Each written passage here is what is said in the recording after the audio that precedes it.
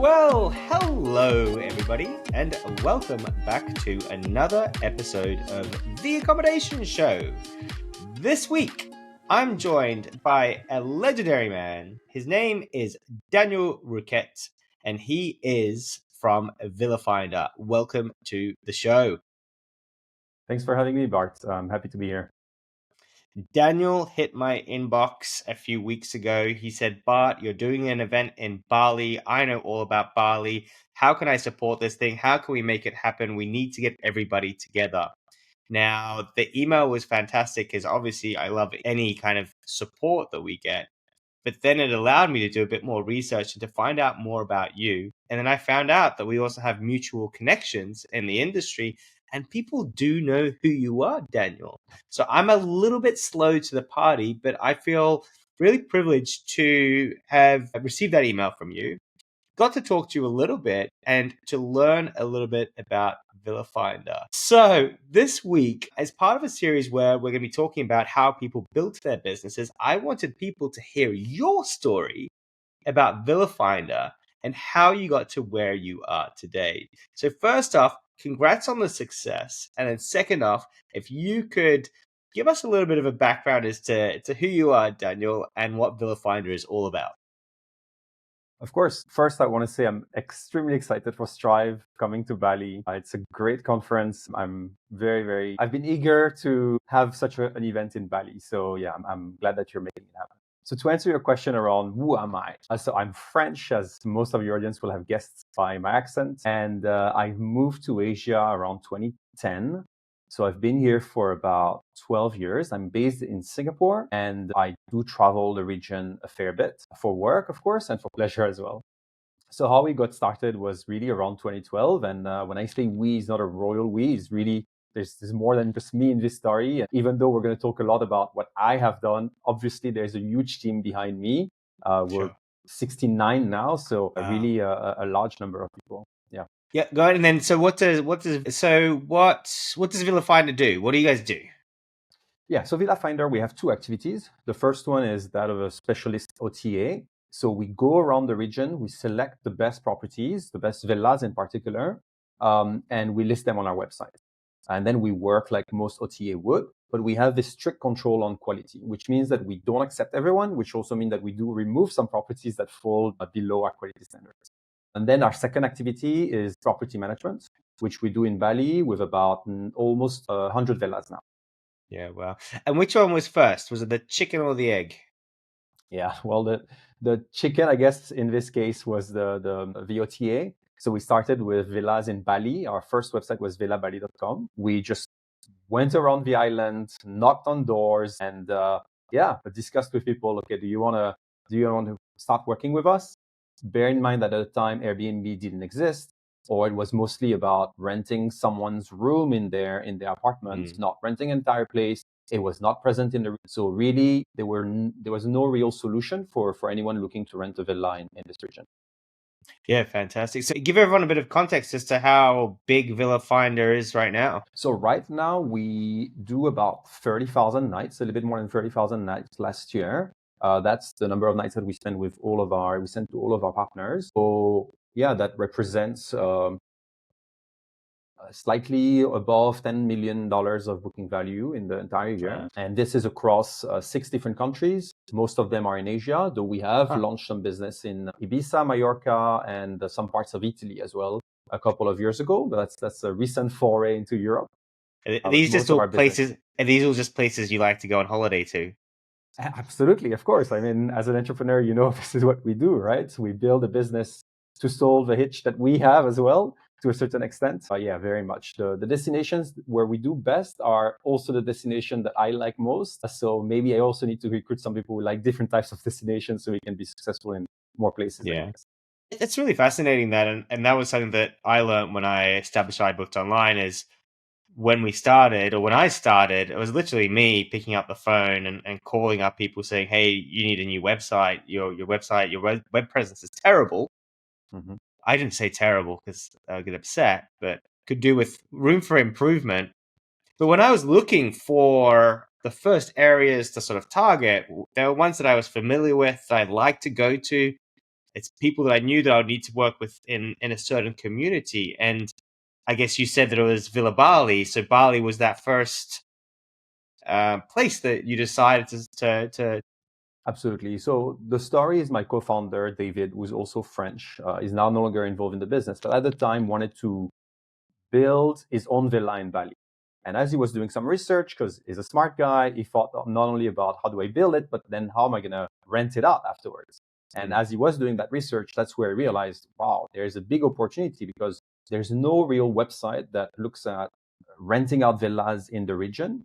So the ambition from the start was always to go beyond Bali, but Bali being the biggest market and the market that we knew best is where we started. So then we started by simply, yes, flying over, renting a scooter, going and knocking on doors. I remember many of those first meetings where we arrived sweaty, but trying to look presentable and knocking on the different doors. At the time, the internet didn't work that well, like the data internet, right? So surprisingly enough, so it was also a lot of getting lost because Google Maps wasn't very precise. The addresses were not very precise. So it felt like a real adventure to go and sign those contracts at the beginning, but a lot of fun, of course, in retrospect. Yeah, wow. Okay, so let's take a couple of steps back. What does your life look like? What are you doing before all of a sudden you're like, all right, I'm gonna get on scooters and cruise around Bali? Like, do you have like really rich parents that are like, here's a bunch of cash, you can go and do it? What was your life like before, and that sort of progression to get brave enough to get started? Was it gradual? Did you just launch straight into it? Yeah, so on my end, it wasn't very brave, I guess, because I was a fresh grad, so I didn't have much to lose. It was very much about, okay, I eat pasta as a student, now I'm going to eat pasta as an entrepreneur, I guess. So joined my business partner, David, who was older than me and already had a bit of cash. So he put that money in the business as we started. But then the good thing really is that it didn't take, and I think it's still the case nowadays, right? It doesn't take that much money to get started if you're launching an online business in particular.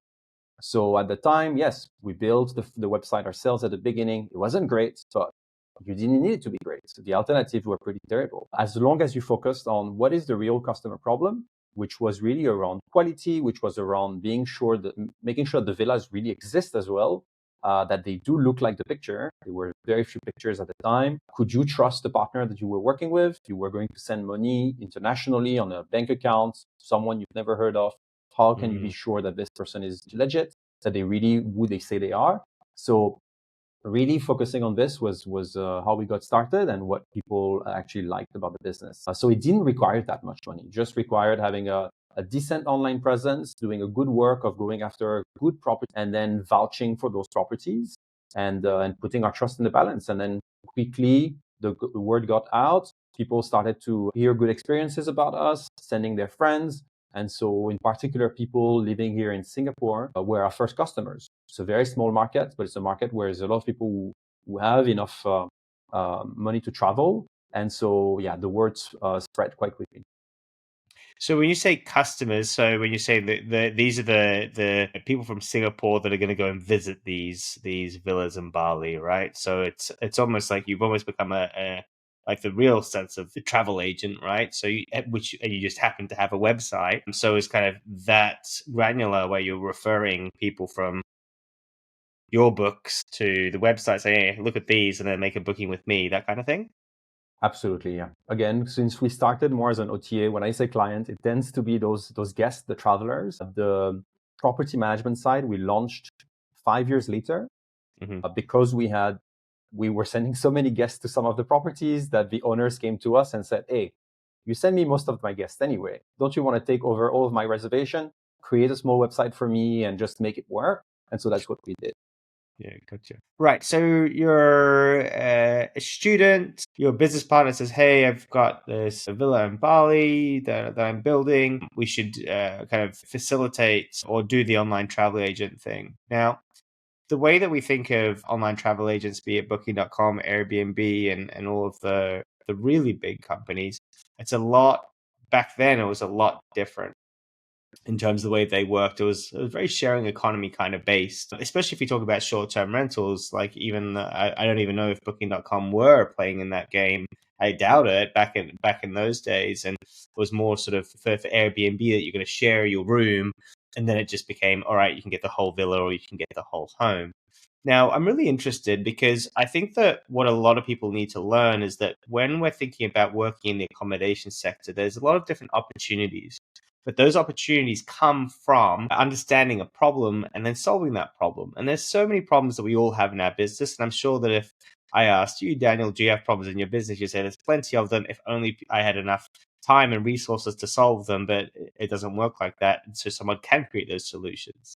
Now, my question is, when you're in Bali, well, so one problem that you're solving is trying to get people into your co-founder's property. But then, how do you know that you're really solving a problem from the guest side, from that kind of client side, that they've actually got a problem they really need to be able to find those villas? And how is that market research part? How did you know that you were onto a good thing, or was it pretty obvious as soon as you guys came up with the idea? So first, I want to say that he did not end up building that villa. He took that money and instead invested it in the business. So that was also one of our big USP at the start was we're not biased. We're going to send you to the villa that is actually the best for your trip. And so that's part of how we deliver value to our guests until today is really understanding that every trip is a different villa.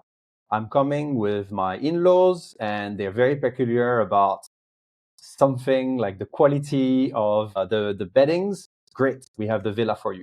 I'm coming with a bunch of friends and what we care about is really just being close by to the surf spots. We got a villa for you.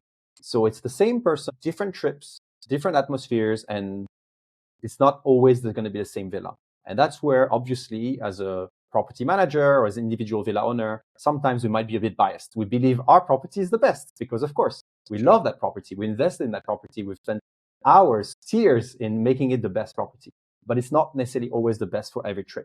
So our team's job is really to know all those properties and know who is it for, who is it not for, so that we can make every villa stand out. And there are enough travelers around the world that we can fill all the good properties.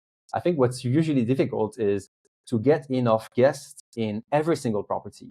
But also, I'm not convinced personally that every property deserves to have guests. Plenty of them are just terrible.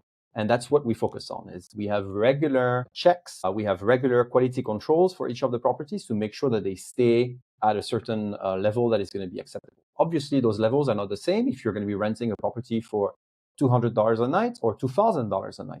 But there needs to be some sort of a standard that you need to adhere to in terms of maintenance, cleanliness, and guest service. So a lot of your work is to build up and maintain your reputation on the guest side more so than the owner side, because the owners, of course, you need to be good at finding the right properties and putting them on the platform and that sort of thing. But really getting the guests to trust you and to find those guests and drive them towards your business. And I assume that you guys have got a pretty solid CRM system with your your clients so that you understand who's who, and also you guys are really working on lifetime value of that guest, making sure that they come back so that it's not just a one time they come. You're gonna get them to come to you again and again and again, very much like a traditional concierge based travel agent. Yeah, you're right. Though I do want to say that we focus also heavily on the owner side. These owners we work with every single day. We need to have excellent relationship with them. So we also need to differentiate when we work with them from the other OTAs that are out there. So in terms of, for instance, something that is quite different that we do is we pay owners before the guests check in. We're not waiting, holding on that money forever and paying the owner after the checkout of the guest. No, the guest has paid that money. It is to go towards the property. It's not for us to keep. So yeah, we do pay the owners directly. We do always want to make sure that we provide value on both sides. So we share, for instance, a lot of market insights with property owners and property managers. They might have a vision at their level, but if they only manage 5, 10 properties, they don't really get that market level. So we do make it a point to make sure that they have access to that data, that they can talk to us, ask us questions, so that again, they can adjust the service level, that they can change the decoration if the trend that they were surfing on is now fading. We really want to make sure that those are our partners that we support. Yeah. So and then So yeah, but tell me about that guest side as well, right? So of Mm. course we're looking after the host, but ultimately the guests, the ones that pay the money, you need to find those guests. And when you're at the start of this business, if we're going back to how it is that chicken and egg. The OTAs are Mhm. really hard to start up and get going, actually, if you want to build one. And I know that people have many, many ideas of building them, but then getting enough volume through on both sides can be really challenging. And then, as you all know, opening a new I'll ask you about new territories in a bit to get your feedback on it. But as a startup, you're listing the first few properties and then you're trying to drive traffic to it. You're trying to get those first customers. What did that look like? Yeah, so you're right. An OTA is a marketplace, right? At the end of the day, you need to have people on both sides. So for us, the key was to have enough properties at first. If we only have 4 or 5 properties, we're not going to have enough choice for the guests. So our first challenge was really knocking on doors and signing those contracts. Once we got to about 200, 300 properties, then we have enough portfolio to be able to satisfy a lot of the guests. So then, Mm, of course, the focus really became very much the guest. And so that's where we developed a lot of service. And I think this is not this is one of our secrets, I guess, but one of the things that really got us to to explode was the fact that we started calling guests within 10 minutes of their inquiries. So when people were making an inquiry on the website, we had processes in place to make sure that they would receive a phone call within 10 to 15 minutes. So at first it was only during business hours, but then we've now extended that to 24/7. And that makes a huge difference because as a guest, I'm looking at properties. I might still be on the website. I'm receiving a phone call. Someone who's here not to sell me necessarily something, but really just to help me understand, okay, what is this property that I've inquired about? What are the pros and cons? I probably have a bunch of questions because when we're in this business of group travel, it's very complex. I'm not booking just mm, a room for myself or for two yeah. people. I have plenty of things I need to know, especially for those properties in the region of Southeast Asia that come with a lot of service. We're not just booking a room here, we're booking also a staff that will come and do breakfast in the morning. Maybe there is a car and driver. Maybe there are some other activities next to the villa that are organized by the villa. And so understanding what the property and the staff can do or cannot do is also crucial and sometimes very difficult to explain on the website. Because when it's done by Made in this villa or Ketut in that villa, it's not done exactly the same way. And we know what they're good at and what they're not as good at. And so we can tell you that very, very well over the phone. So yeah, that was really a key element was calling back clients within 15%. We tracked this with the conversion rate, which is a metric that we've been tracking for a long, long time. How Mhm. much do we convert those inquiries into bookings? Yeah. And of course, we've built also plenty of other tools to improve the guest experience. Sure. So that's on the website. We have been working on the UX of the website and we have a product manager. We also have a pretty detailed CRM that we've built in-house where we can track many different things and keep a record of the guest preference so that when they come back, again, they don't have to tell us the age of their kids. They don't have to tell us what sort of properties they usually prefer. We already know this information. And if Yeah. possible, if they talk to someone last time they made a booking, we try and make sure they can talk to the same person again. Interesting. On the guest one, do you capture their age and put in the year so that you know that the kids have got older?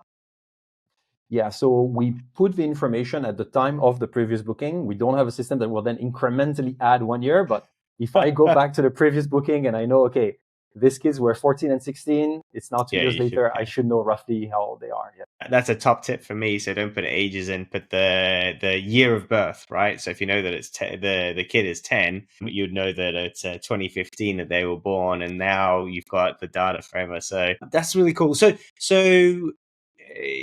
I really want to focus on that kind of those starting points, right? So you're out there, you realize that you want to get the volume of properties on, and then you can start to lead people to this cool website that's got a whole bunch of properties on there. And then they're not booking live. It sounds like they have to make an inquiry.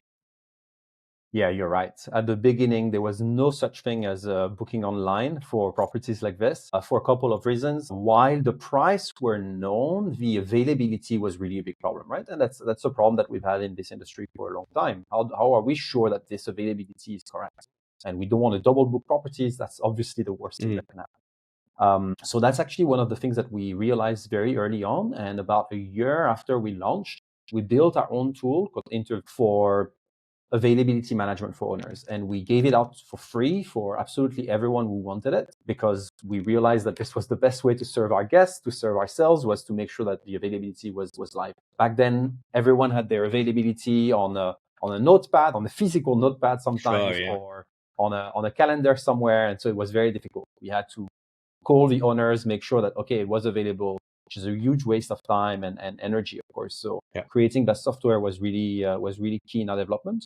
Now, obviously, you have a lot of very good solutions that will do a lot more than just calendar management. And so we usually recommend property managers and owners to use those.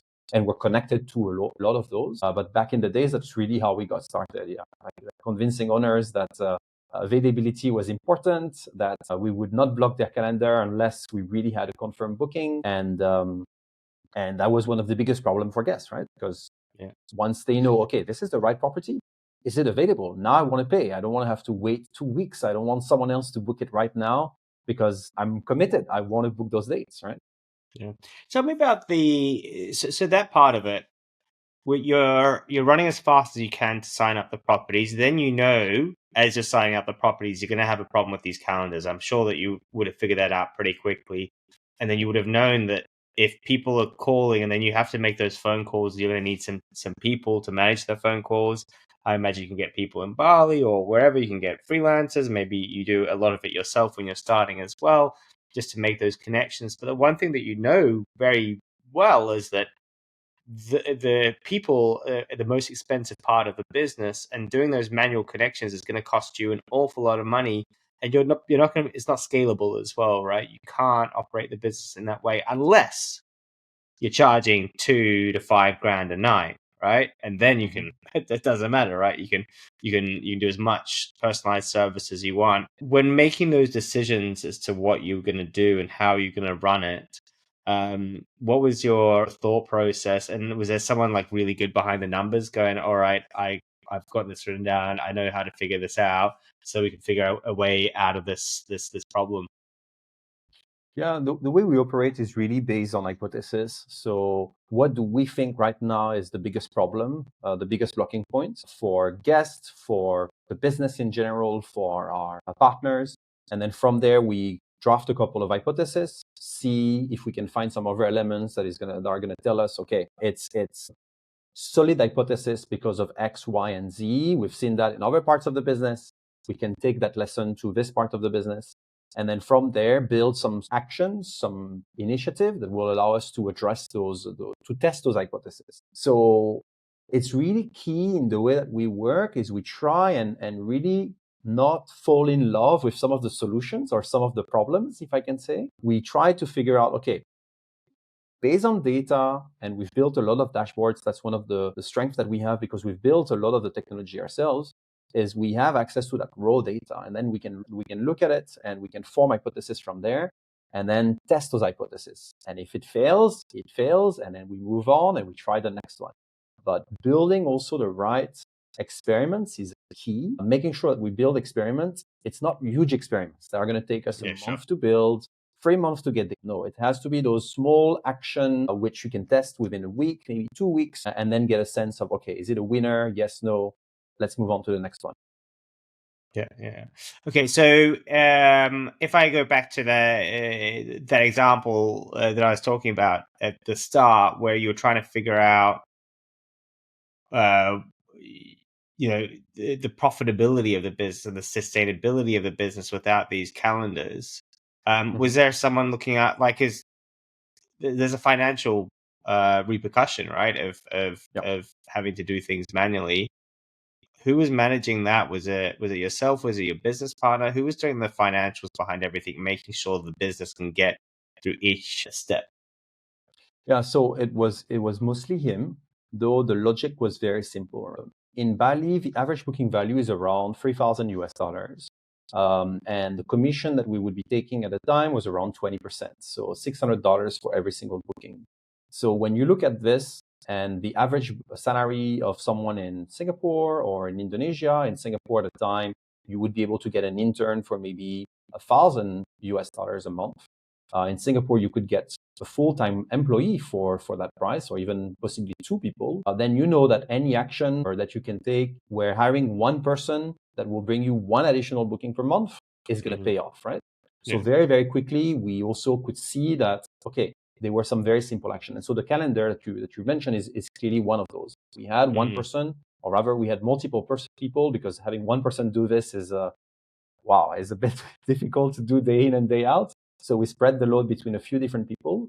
And part of the job was indeed to update the calendars. I did a lot of it myself. We would go every single week to the website of the owner, or receive an email, or contact them via phone or email, get their latest availability, and update the website. It's possible when you have 200, 300, 400 properties. But then once you start to get in the thousands of properties, of course, you need other systems. So you guys were updating the availability just to have a rough idea, right? Because obviously it wasn't 100%, so people still weren't able to book, but yet you were still giving them indicative availability. Absolutely. Because there is nothing worse as a guest than you spend some time searching on a website, you find the property, it's the best property that you could find, and then to be told that no, it's not available. So to prevent this, we thought, okay, it's very important that we give them the right information. We did do a few tests, right, as to, okay, if we don't keep the availability on the website, then people inquire, we're going to get more inquiries. So surely it's a good thing for the business. At the same time, people were so disappointed that it just didn't make sense. So we doubled down on updating the availability. And to this day, we still do. There are still some properties that we update manually, because believe it or not, there are some owners who are still a little bit behind. They don't want to do it themselves. Yes. Oh, yes. But those are also great properties from time to time. So as we want to deliver the best value to the guests, we want to have those properties on the website. And so that means, yes, we have to update those properties manually. Yeah. And look, I think it's great, because I think that you explain that, how do you go and tackle those sort of questions of tackling this problem? How do you do it? Well, getting the right data and getting a hypothesis as to how we should fix something, and then going through and testing, and then based on those tests that you say, hey, this is working or not working. And I think would you say that that's a real key in terms of getting the business to the size it is today, and something that you still practice from day one to now? Absolutely. Absolutely. And okay, I won't lie, there's also a lot of gut feeling into all of this. Sometimes we know what to prioritize. We don't always find exact data to match everything, but we always try and make sure that we have ways of testing our hypothesis, because I might be very convinced that this is the right way. I might also be wrong. I've been wrong multiple times with change. We've done some major changes on the website because I was convinced it would improve the experience of users, for us to see that it was not going to be the case, right? For instance, changing the color scheme of the website to something that was nicer. Well, yes, except that now your website is no longer usable. And so that's a big problem. Then you need to roll back. So it's much better if you've tested this with 50% of your users before rolling it out to 100% of them. And then you find this out in a week, and then you can easily roll back. So I think this is really key. And another key element is, when we consider those experiments, also thinking about, is this an experiment that is going to give me at least 3 to 5 times a return on my investment, right? We use this a lot for marketing. I'm going to be spending X dollars on this. Can I get X the return, or 3X the return as a bare minimum? Otherwise, there's probably some other experiments that I can do out there. Because if you're just going to break even on everything you do, then what are you working for? You're going to be working to give more money to Meta, to Google. Great, but that's not exactly what we're doing. Tell me about that number. I know you said 3 to 5, which was very, very not scientific at all. Mm-hmm. And then what are we looking at? Is it kind of, are you talking like ad spend? And then you got to make sure that you're getting profit of 3 to 5 times what you're spending. Is that kind of what you're talking about? So for ad spend, it might be a little bit different, but here it's more about experiments. So how do we believe that we can improve things that we're doing? And so you're right, it's unscientific. It's just a rough gauge of, do we believe that there's a potential for us with this experiment to get a 3 to 5x return? If we get 20% improvement, it's great. And we're still going to take it, obviously, but it's more like there needs to be that potential. But the question I've got is, how do you measure the cost? So you're saying you need a 3 to 5 times return on investment, but how do you know what the investment actually was? Are you taking the number of hours that it takes your staff? Are you taking overheads? How are you measuring the cost? You're right. We don't take in overheads, and you can make that formula a lot more precise, I guess. What we look at is, for instance, okay, if if our dev team spends 3 hours making a connection to a new system that is going to save 100 hours of work from another team by updating calendar manually over the course of the next year, that's a good ratio, right? But Yeah, if we're going to be spending 10 hours to update a page on the website that is a static page that is seen by 10 people, will that lead potentially to 100 new inquiries? Or is this going to lead to 2 or 3 inquiries? Then I take the salary of my dev for 10 hours versus this 10 new inquiries that I'm going to get. And again, 10 is just a rough sure. Yeah, number, yeah, right? Say, yeah, yeah, are we yeah, yeah. talking of 1, 10, 100, 1,000, right? You want to know this order of magnitudes. And then you Yeah. can make a rough assessment.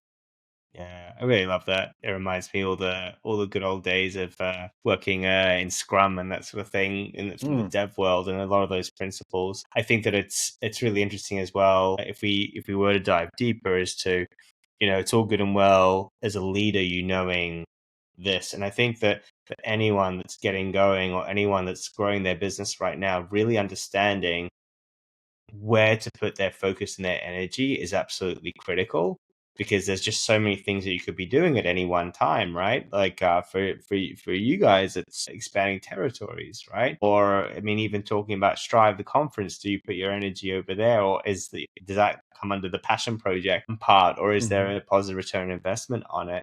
But then also having the team understand these sort of principles can be really helpful, because I find that quite often the team members aren't empowered, or they might not see that. They just say, I've got my tasks, I'll do my tasks, without actually thinking about that bigger picture repercussion of what they're actually working on. So I think here for us, using the OKR model, and I don't know if Mm, most of the audience will be familiar with this, but it's called OKR as it stands for Objective and Key Results, is really useful, where you define for every single team an objective, which would be, for instance, improving the experience of the guest. And then key results. Key results are really those ways that you're going to measure whether this objective is reached or not, right? So like improving the experience of guests might be, for instance, key result number one, average guest satisfaction to go from 4.6 to 4.7. Key results, answer guest emails from 15 minutes to within 10 minutes, right? And then from each of those key results, you draft certain initiatives, so those experiments that I mentioned earlier, that you believe are going to help you to reach that key result. So once you have done this framework, it is applicable to absolutely everything. We use it today in every single department in the business has their own key results, which we then aggregate at the company level. Some key results might be shared between two departments, of course, because not just one department works on guest satisfaction, for instance. But that's really a good way for everyone to get a sense of what is the big picture here in the business, because we communicate this across the business, across the team. And then understanding that, okay, when I'm working on this experiment, when I'm working on this element, I'm trying really to move that metric on guest satisfaction because it's going to satisfy this bigger objective. Really been very useful to us to be able to coordinate, because we have this challenge that our team is not all in one place. A large part of our team is in Indonesia. mm. Other people are in Singapore. Some others are in France, in Thailand. We have people in multiple countries. So it was a key element of our communication. Yeah, wow. Look, these episodes, we do try to keep them to the 30 to 40 minute mark, and we're rapidly running out of time. I think I'm going to need to do 2 hour episodes of this particular topic. So as I do more and more of these, every single time I run into the problem that the time does run out. Daniel, for someone that's looking at your journey, and if you were to give them 2 or 3 tips to help them in their business. Doesn't matter if they're a startup or if they're currently in business and looking forward. There are 2 or 3 things that you would say, hey, think about these things. They're really going to help you. Okay, I will say these are lessons that I've learned along the way. Everyone will face different challenge or will face the same challenge differently, but those are big lessons for me. The first one really is around obviously recruiting the right people, but not only recruiting the right people, talking with them the right way. Having clear communication with everyone is key, right? And I think we take it too much for granted that there are going to be some gaps in communication. That, okay, some days we work great together, some other days I don't really understand what's going on with you. We don't really, I don't seem to get you, etc. And doing that work, I think, as a leader, but also just as for every single team member, of understanding better what's going on within us and what's going on between us, so that we can talk about those topics that we maybe sometimes are afraid to talk about, is really what's going to help us to build strong trust between us and then a much stronger team at the end of the day. So yeah, that's really a big lesson for me. And models Sure. like nonviolent communication, clear leadership, I think have been really key in our journey, especially as we rebuilt the business over the post-pandemic, right? Because we've actually built that business twice. Yeah. The second one I would say is really around data. I come from this performance marketing angle. Yes, I was a fresh grad, but I was already toying with a lot of ideas and things around performance marketing in particular. And I think that allowed us from the start to really be driven by numbers and data rather than only by feelings and emotion, which is also helpful. But I think having the right mix, of finding the right mix between that polarity is key. And so I think my second advice is really do try key data from the beginning. Have a think at the beginning about, what are going to be the key indicators of my performance, so that you can have a record. Because maybe as you start, it doesn't tell you anything. But 6 months later, a year later, as you start to see the evolution in those KPIs, you will start to see, okay, what are the actions that we took that really helped or didn't help achieve my goals, right? And this might be my guest satisfaction, as well as it could be just the conversion rate of my website or 100 other things that are relevant to you, right? So really keeping a good eye on data is key. I think for a lot of people that I speak to in our business, who come from who come from an hospitality background, we tend to forget a little bit the data side. It's very much about, okay, how do we do our best? How do we satisfy the guest? But sometimes the measurement of that satisfaction is not clear beyond just a review score that we get. Sure. I think it's key to go a little bit further in detail.